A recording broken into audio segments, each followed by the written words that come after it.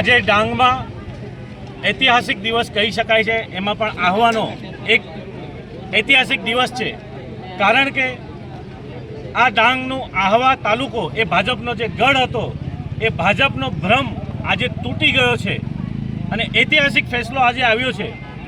એમ તો કોંગ્રેસની બહુમતી હતી, પરંતુ દર વખતે જુઠ્ઠાણું અને ભય અને ભ્રમ ફેલાવતી આ ભાજપ સરકારે અમારા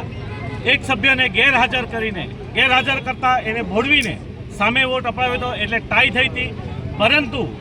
સત્યમેવ જયતે, સત્યનો હંમેશા વિજય થાય છે, એટલે આજે કોંગ્રેસ પેનલના બેન એ આજે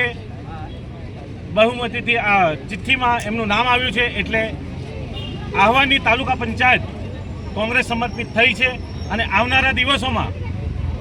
કોંગ્રેસ સમિતિ અટકેલા તમામ કામો, આ લોકોના જે કામો છે અટકેલા, ભાજપે અત્યાર સુધી જે કામો નથી કર્યા, ભાજપનો ભ્રષ્ટાચાર જે થયો છે એને ખુલ્લો પાડીશું અને તમામ લોકોના જે અટકેલા કામો હતા,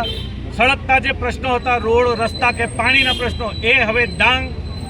જિલ્લાની આહવા તાલુકા પંચાયત તમામ કામો પૂર્ણ કરીશે।